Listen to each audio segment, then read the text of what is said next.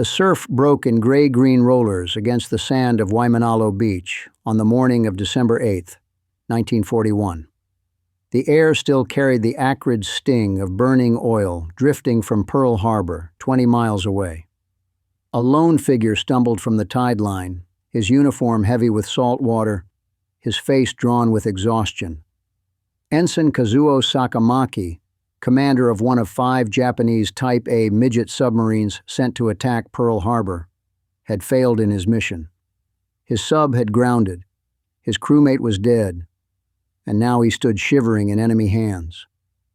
When American guards surrounded him with rifles leveled, he did not resist. Instead, through chattering teeth, he whispered the first words ever spoken by a Japanese prisoner of the Pacific War. "I am cold." The guards, members of the Hawaii National Guard, expected ferocity or silence, not the frail plea of a defeated officer. His capture marked a new category of combatant the United States was unprepared for: Imperial Japanese servicemen who had surrendered. His midget sub, 46 tons of steel armed with 2 450-millimeter torpedoes, had promised silent death to capital ships. Now it lay wrecked on a reef, a monument to the futility of the attack. The weapon that had been meant to project Japanese naval power became a curiosity dismantled and studied by American engineers. Sakamaki himself was hustled inland, the shame of his survival gnawing deeper than the cold. Raised under a doctrine where surrender meant dishonor worse than death, he considered suicide but lacked the means. His interrogators, aided by Nisei linguists, found him withdrawn and despondent. Yet his presence revealed something extraordinary. America's enemies believed capture meant execution, but U.S. policy, anchored in Geneva Conventions, demanded humane treatment. His transfer to the mainland, first to Fort McCoy in Wisconsin, would set the pattern for thousands more. In that moment, history shifted. A soldier trained to expect cruelty would instead find rice served with chopsticks, cigarettes issued at canteen, and even the chance to work for wages. For him and the few compatriots who followed, America's abundance would prove more disorienting than its weapons. The beach where he muttered, "I am cold," became the threshold to an unexpected revelation that a democracy could fight total war with mercy as well as might. The tide washed back over the sand, carrying fragments of driftwood and kelp. Behind Sakamaki, the Pacific still smoldered with the flames of a surprise attack. Ahead lay snowfields, guard towers, and the paradox of captivity that would feel, in time, like paradise. The whistle of steel wheels broke the stillness of a Wisconsin winter morning in March 1942. A troop train rattled into Fort McCoy, its windows fogged with breath, its cargo silent men in khaki uniforms marked by the rising sun. The prisoners pressed against the glass, their eyes widening at the snow piled high against the platforms. For men from the subtropical islands of Japan, this frozen land seemed as alien as the moon. Among them was Sakamaki, POW number 1, now joined by others captured in the early Pacific skirmishes. Their shame traveled with them like a second uniform, but what awaited inside the wire was not the punishment they anticipated. The POW compound at McCoy stretched across the landscape in precise grids, wooden barracks, guard towers rising at the corners, double rows of barbed wire lit by flood lamps. Armed sentries patrolled with M1903 Springfields and M1 Garands slung across their shoulders, pistols holstered at their belts. Every element of the design spoke of discipline and control. Yet when the prisoners were marched into the mess hall, expecting humiliation, they found steaming bowls of rice waiting for them. Chopsticks had been issued alongside tin trays. The Army, meticulous in supply, had ensured that even enemy prisoners received familiar staples. The shock was visible. Men paused, uncertain if this were a trick. Then hunger overcame doubt, and they ate. Sergeant Frank Delgado, a guard drawn from the Midwest, watched with curiosity. He had been told these men were fanatics, taught to fight to the death. But what he saw were thin, weary soldiers grateful for hot food. Their surprise at small mercies unsettled him. Delgado would later recall how the prisoners stared at the snow outside their barracks windows, some touching frost on the sills with the wonder of children. The world they entered was fenced, yes, but also ordered, fed and powered by a nation whose resources seemed limitless. Camp McCoy was no luxury resort. It was a military prison. But compared to the front lines where rations dwindled to millet and insects, it might as well have been Eden. Rice and chopsticks were not gestures of kindness alone. They were expressions of American capability. Only a country that could build thousands of planes and ships each month could also spare attention for the diet of its prisoners. That lesson would sink deeper with every passing week, reshaping the way Japanese POWs saw their enemy. The wind howled across the wire as sentries stamped their boots against the cold. Inside, prisoners settled into bunks, still digesting their first meal in America. Beyond the snowfields, factories and shipyards were already roaring at full speed. The prisoners could not yet see it, but every bowl of rice was linked to a machine that produced abundance at a scale they had never imagined. The gulch was alive with insects. Mosquitoes hovered over stagnant pools, cicadas droned in the noon heat, and the heavy Hawaiian air refused to move. When Private Kenji Tanaka was marched into Honolulu Camp in 1943, he felt as though the earth itself had conspired to suffocate him. The camp was invisible from the roads above, buried in a narrow ravine on Oahu's leeward side, its ridges rising like walls around a valley prison. Soldiers who had survived the jungles of Guadalcanal now called their new home Jigoku Dani, Hell Valley. It was a name that would stick. The camp sprawled across 160 acres, holding some 4,000 prisoners of war and about 400 civilian internees. The Americans had chosen the site deliberately, out of sight, away from the public, difficult to escape. The heat pooled in the gulch like steam in a kettle. Guards complained of it as much as prisoners, though they could leave at the end of a shift. For the Japanese captives, there was no relief. Tanaka, barely in his 20s, recorded in a notebook that his shirt clung to him like wet paper by midday, that the air smelled of damp soil and sweat, and that at night the ridge above trapped even the stars. And yet, even here, American abundance made its presence known. Rice was still issued, though it was sometimes gummy from the camp kitchens. Prisoners received cigarettes, and occasionally motion pictures were screened under the open sky. Tanaka found it jarring. The heat was hellish, but the meals were more plentiful than many Japanese soldiers had seen in years. The contradiction haunted him. Honolulu stood in stark contrast to Fort McCoy. While snow muffled the Wisconsin barracks and guards served rice with chopsticks, here the climate turned every day into torment. For some, it hardened the belief that surrender had been dishonorable. For others, it planted the first seeds of doubt. If this miserable gulch was administered by an enemy who still fed and clothed them, what did that say about the empire that had promised them honor but delivered only suffering? The gulch was silent after roll call, broken only by the cry of birds overhead. Tanaka looked at the ridges and wondered if paradise and hell could exist under the same flag. In America's vast system of camps, they already did. Snow was falling again in Wisconsin in late 1943, when Japanese prisoners lined up at the canteen inside Camp McCoy. Each man received not just food, but a slip of paper that could be exchanged for cigarettes, candy, or toiletries. It was more than they expected, more than some American civilians could easily obtain under wartime rationing. For the POWs, it was baffling. The enemy that had bombed their homeland was now paying them to work. The program was simple but revolutionary. Local farmers and industries, desperate for labor as American men shipped off to war, contracted with the Army for prisoner work crews. Employers paid standard wages to the War Department. POWs received a fraction as credit for canteen use. Under guard, Japanese prisoners harvested sugar beets, cut timber, and shoveled snow. The tasks were grueling, but the rewards astonished them. After one long day, Tanaka held a Hershey bar in his hand, his first taste of chocolate. He would later describe it as more valuable than gold. Sergeant Frank Delgado watched the transformation with interest.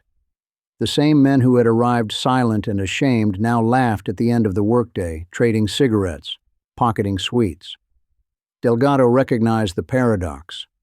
These were enemy soldiers, yet in their labor and small indulgences, they seemed no different from his own cousins working fields back home. The numbers told a larger story. America's economy was so vast it could pay prisoners to work, feed them rice, and still build more ships and planes than any other nation in history. Employers paid millions into the POW program, funds that offset the cost of camps. What Japan saw as weakness, treating captives humanely, was in fact strength.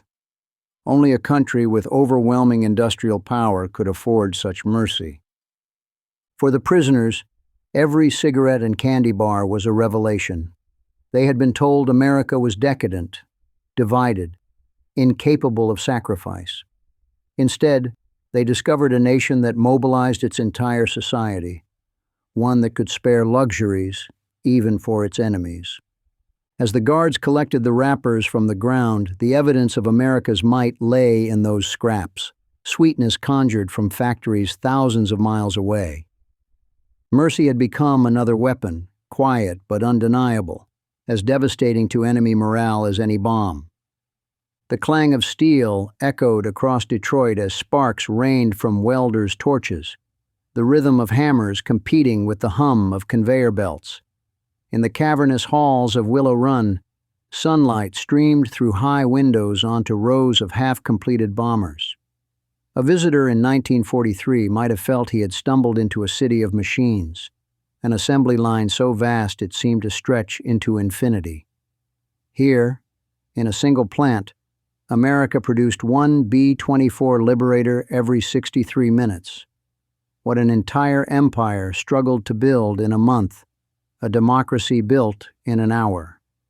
This was the reality behind the Hershey bars in Wisconsin and the rice in Honolulu.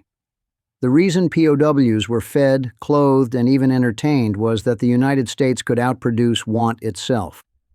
In 1941, American factories had turned out 3 million civilian cars.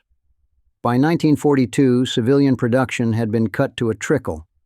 Just 139 cars built over the next 4 years. Every factory had been repurposed. The auto lines that once stamped out sedans now rolled out tanks, half-tracks, and bomber engines. Industrial giants like Ford, Chrysler, and General Motors became arsenals, while Boeing, Douglas, and North American Aviation filled the skies with aircraft. The numbers were staggering. By war's end, America would produce 296,000 military aircraft, compared to Japan's 76,000. U.S. shipyards launched 2,710 Liberty ships, each one capable of carrying 10,000 tons of cargo, followed by 531 faster Victory ships. On paper, these were statistics. To the Japanese prisoners, they became reality every time they saw mountains of rations or a guard casually light another cigarette. Eleanor Kittleson, tending her Wisconsin farm, had watched a work crew of prisoners gather potatoes with quiet efficiency. She understood that behind them lay the strength of a nation that could ship rice across oceans while still feeding millions at home. What she saw as ordinary, trucks rumbling past with crates of canned goods, trains filled with grain, was extraordinary to men who had been raised on scarcity. The POWs did not see Willow Run, but they felt it in every bite. They did not walk the shipyards, but they saw its cargo in the abundance that surrounded them. In this sense, every camp became a classroom where America's industrial democracy taught its most potent lesson: that war could be fought not only with guns and bombs, but with factories that never slept. As another B-24 slid down the line, its wings gleaming under arc lamps, the truth became inescapable. For every machine Japan built, America built 4. For every ship Japan launched, America floated 10. And somewhere behind barbed wire, men who had once vowed never to surrender now sat in stunned silence, holding candy wrappers that whispered of factories without end. The cliffs of Saipan were littered with broken bodies in the summer of 1944. Whole families had leapt into the sea rather than face capture, mothers clutching children, soldiers clutching grenades. The doctrine drilled into every Japanese soldier had been clear. Surrender was worse than death. To be taken alive was to shame one's family, one's ancestors, one's nation. In those desperate days, suicide seemed the only honorable escape. Yet for those who hesitated, for those who were seized before they could act, a different path opened, one they could never have imagined. Among them were men shipped across the Pacific, processed, and eventually sent to the snowy barracks of Wisconsin or the sweltering gulch of Oahu. Their shame was palpable. Many tried to starve themselves. Some attempted suicide in the camps. It was here that Kazuo Sakamaki, POW number 1, was quietly moved from barracks to speak with them. He told them survival was not betrayal, that there was no glory in throwing away a life that might one day rebuild Japan. He spoke with the quiet authority of one who had borne the worst dishonor already. The American interrogators understood this anguish. Ulrich Strauss, a Nisei linguist, later described how prisoners wept openly, not from mistreatment, but from the unbearable weight of surrender. To them, a hot meal of rice or a pack of cigarettes was not comfort. It was a mirror held up to their own failure. And yet, over time, the steady rhythm of American abundance began to erode their certainty. They were alive, they were fed, and they were not beaten or executed. Slowly, survival became less shameful. The numbers revealed the scale of their dilemma. Out of millions of Japanese who fought in the Pacific, only tens of thousands surrendered. Of those, just a few thousand ever saw the mainland United States.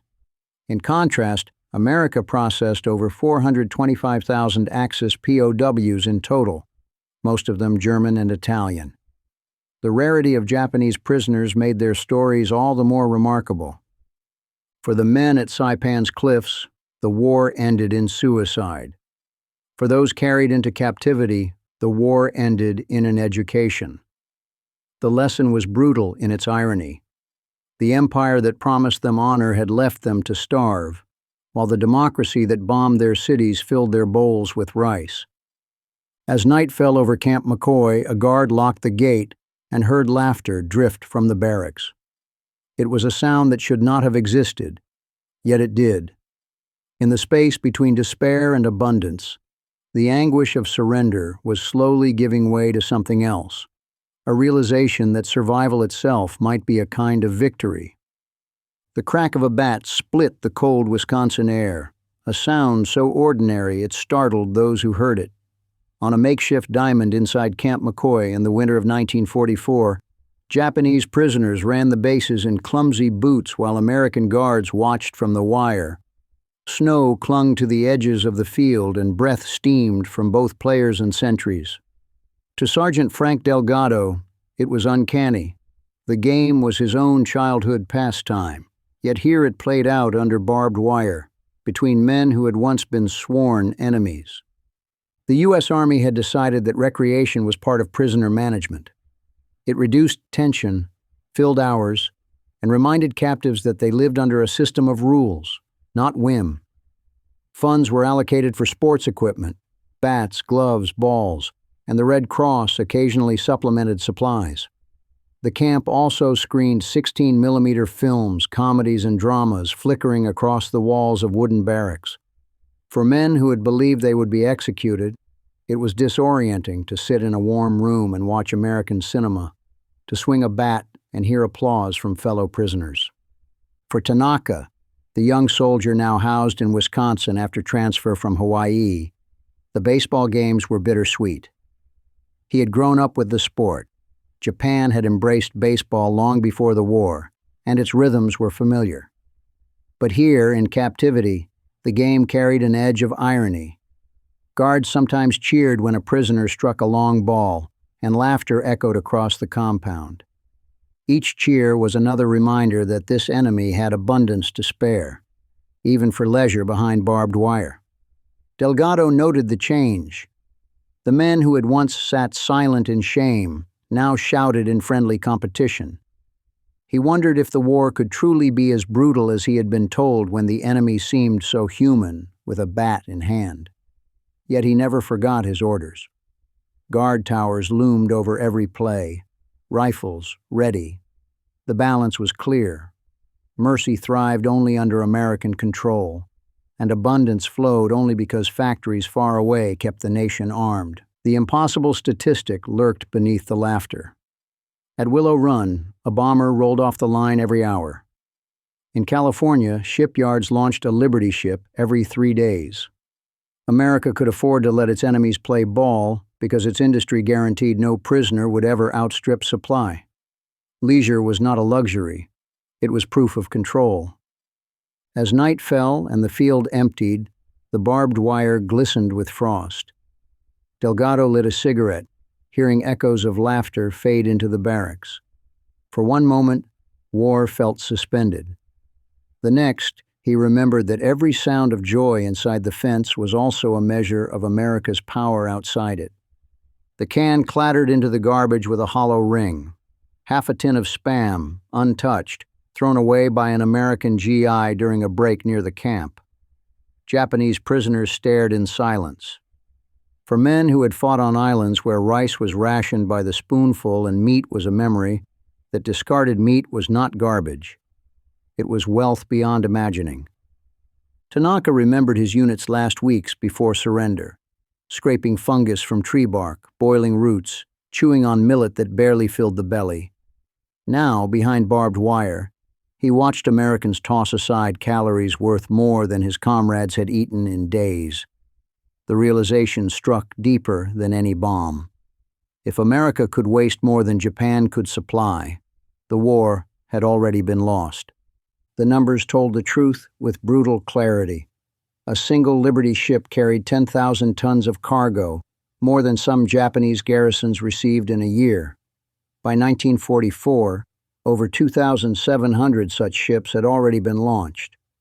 The U.S. Army fed its soldiers nearly 4,000 calories a day, supplemented by Red Cross parcels and PX stores. Japanese soldiers at the front often survived on fewer than 2,000 calories, sometimes less than half. Abundance was not just advantage, it was strategy. Eleanor Kittleson saw it too. Prisoners working her farm marveled at piles of potatoes that would never make market, discarded as surplus. She noticed how carefully they pocketed scraps, how reverent they became when handed chocolate or bread. To her it was routine. To them, it was proof of a nation's impossible strength. Delgado explained it one night to a fellow guard. "We don't even think about it. They see what we throw away and know they can't win." He was right.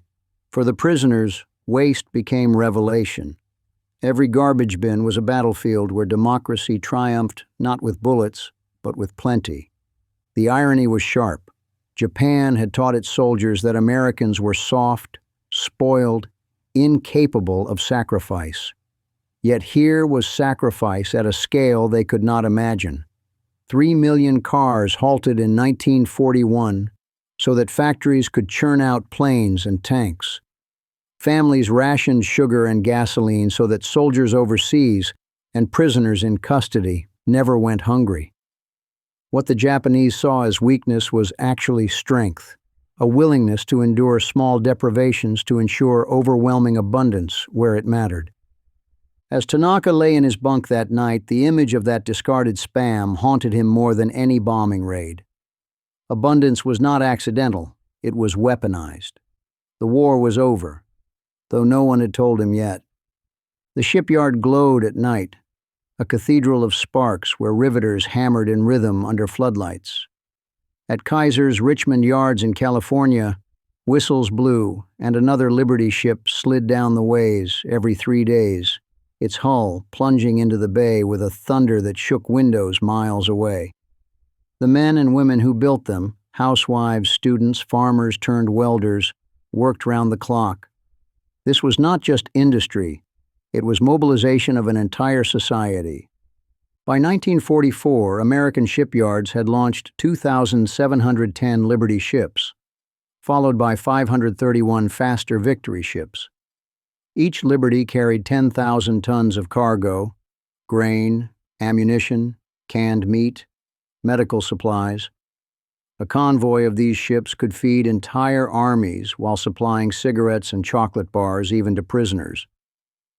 The impossible comparison haunted Japanese officers. The United States launched in a single year more cargo tonnage than Japan managed in the entire war. And it was not just ships.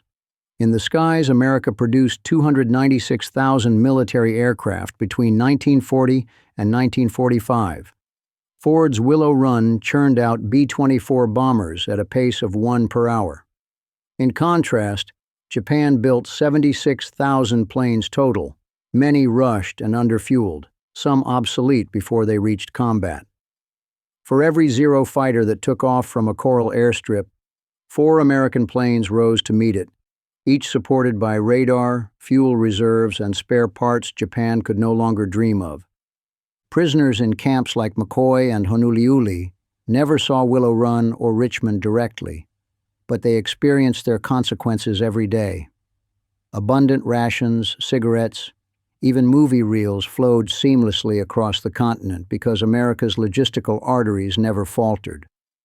Tanaka would later remember that abundance more vividly than combat itself. "We could see America's power in the food," he recalled decades later. Sergeant Delgado, reading a stateside paper in the guard shack, shook his head at the statistics. A single factory outproducing an empire, a single yard building more ships than a nation. He realized the prisoners had learned the same lesson he had. America's victory was inevitable, not because of one battle, but because of steel without end. The clang of rivets echoed through the night as another ship entered the water. The tide carried it out to sea, bound for Pacific harbors where it would unload cargo that dwarfed anything the enemy could match. And in Wisconsin, in Hawaii, behind barbed wire, men who once fought to the death sat in stunned silence, realizing that their empire had been outbuilt, outfed, and outlasted. Snow fell gently across the barracks of Fort McCoy in January 1945. Inside, Japanese prisoners watched a Charlie Chaplin comedy projected on a whitewashed wall. Laughter rippled through the room, startling even themselves. Cigarette smoke curled to the ceiling. Outside, guards stamped their feet in the cold, rifles slung across heavy coats. For many of the prisoners, this place had become a strange kind of paradise, safe, warm, and abundant beyond imagination. Thousands of miles away, in the gulch of Honolulu, the air was heavy with mosquitoes. The nickname Jigoku Dani, Hell Valley, had become part of daily speech. Heat pooled in the ravine until sweat-soaked uniforms before noon. Barbed wire cut off not just escape, but breezes, the ridges blocking winds from the coast. Tanaka, once transferred back to Oahu, found the misery compounded by irony. The same nation that had served rice and chocolate in Wisconsin could also trap men in a furnace of insects and isolation. This was the duality of America's POW system. In the Midwest, camps were designed to integrate prisoners into local economies through farm and timber labor, cushioned by recreation and Red Cross oversight. In Hawaii, security and secrecy dominated. Camps were built to keep prisoners out of sight, their suffering hidden in the gulch. Both reflected American power, but in radically different forms. Eleanor Kittleson saw it clearly. To her, the Japanese laborers on her farm were quiet, efficient, grateful for scraps. She read in the papers about camps in Hawaii where conditions were harsher, and she wondered if the contrast was deliberate, a reminder that paradise and hell could be conjured from the same system, depending on need. For the prisoners, the lesson was unforgettable. In McCoy, baseball, movies, and cigarettes softened captivity into something survivable, even enviable. In Honouliuli, the environment itself became punishment, a reminder that mercy was never unconditional. Both camps spoke to the same truth. America had options. It could be generous or harsh, indulgent or punishing, and it had the industrial power to sustain either path without strain. As the chaplain reel flickered to an end in Wisconsin, prisoners filed out smiling. In Hawaii, men lay awake on sweat-soaked mattresses, swatting at insects in the dark. The war outside was entering its final year, but inside the fences the paradox was already clear. For some, captivity felt like paradise. For others, it felt like hell. And together, those contradictions formed the strange legacy of America's victory. The harbor was crowded with ships in the late summer of 1945, their decks lined with men waiting to go home. Among them stood Japanese prisoners, their belongings reduced to small bundles, their pockets heavy with Red Cross parcels, and the last of their canteen credits. Tanaka watched the shoreline recede as the transport pulled away, the American flag fluttering above the dock. He felt no triumph, only a strange emptiness. He was alive, but he returned to a homeland in ruins. For many prisoners, repatriation was bittersweet. They carried shame for having surrendered, yet also memories that contradicted everything they had been taught. In their notebooks were fragments of America, lists of foods, sketches of guard towers, notes about cigarettes and chocolate. Back in Japan, they would discover cities reduced to ash, rations thinner than ever, and families who could barely believe the stories of abundance behind American fences. The numbers told a hidden tale. Out of more than 425,000 Axis prisoners in the United States, only a few thousand were Japanese. Their experiences were rare, but their testimony carried weight. They told neighbors that Americans had treated them humanely, that rice and movies were routine, that factories produced food as easily as rain. For civilians who had endured scarcity and bombing, these accounts seemed almost impossible, yet the witnesses were their own countrymen. Kazuo Sakamaki, once prisoner number 1, would live quietly after the war, avoiding publicity until later in life. He had once begged to die, ashamed of capture. Now he carried the memory of guards who served rice in Wisconsin winters. His survival became a private form of redemption. For Sergeant Delgado, mustering out in 1945, the memory of guarding prisoners who cheered at baseball games stayed with him. He realized that victory had not only been won in the skies over Tokyo or the beaches of Normandy, but in the quiet management of men who had once been enemies. Feeding them, clothing them, and sending them home alive was itself a statement of power. On the decks of repatriation ships, the prisoners looked out at the horizon. They had no illusions about the empire's collapse.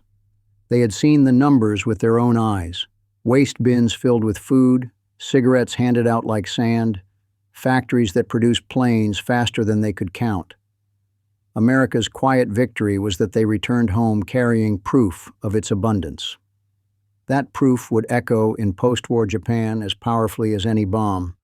In the years after the war, American soldiers handed out chocolate bars to Japanese children on streets still scarred by bomb craters. The taste of sweetness, unfamiliar and almost magical, became a symbol of a new era. It was more than kindness. It was policy, rooted in the same industrial power that had fed prisoners thousands of miles from the battlefield. Abundance, once a weapon of war, became a tool of reconciliation. The statistics remained staggering. In 1945, the United States accounted for nearly half of the world's total GDP. It had built 296,000 aircraft, 2,710 Liberty ships, and 531 Victory ships, along with millions of rifles, trucks, and uniforms. No other nation in history had mobilized so completely or so effectively. For the Japanese prisoners who had lived inside America's system, these numbers were not abstract. They were embodied in every meal, every cigarette, every scrap of discarded food. Eleanor Kittleson remembered the POWs on her farm long after the war. She marveled at how respectfully they had worked, how carefully they had pocketed the smallest of treats. To her, they were young men far from home, humbled by defeat. To them, she was a window into a society so wealthy it could pay its enemies wages while fighting a global war. For Tanaka and others, the memory was enduring. They had been trained to believe America was weak, fractured, incapable of sacrifice. Yet they had seen a nation halt civilian car production.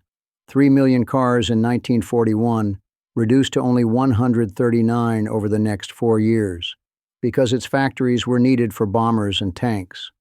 They had seen a democracy mobilize not just soldiers, but housewives and farmers, turning citizens into welders and riveters. They had learned that freedom could produce more than tyranny ever could. The irony was sharp. America's victory was not only measured in bombs dropped or ships sunk. It was measured in bowls of rice served to prisoners, in baseball games played behind barbed wire, in chocolate bars given to children of the defeated. Mercy itself had become a weapon, and abundance its ammunition. By the time occupation reshaped Japan into a modern democracy, the memory of American plenty had taken root. Those who had lived behind the wire carried the stories forward. For them, captivity had revealed a paradox, that the greatest military power on earth had shown its strength not by cruelty, but by the ability to be generous even in war. As the world rebuilt, the lesson remained. America's factories had proven that freedom could outproduce fear, that democracy could outfight dictatorship not only with guns, but with groceries. In the end, the legacy of abundance was not just victory. It was a vision of what a free people could achieve when united.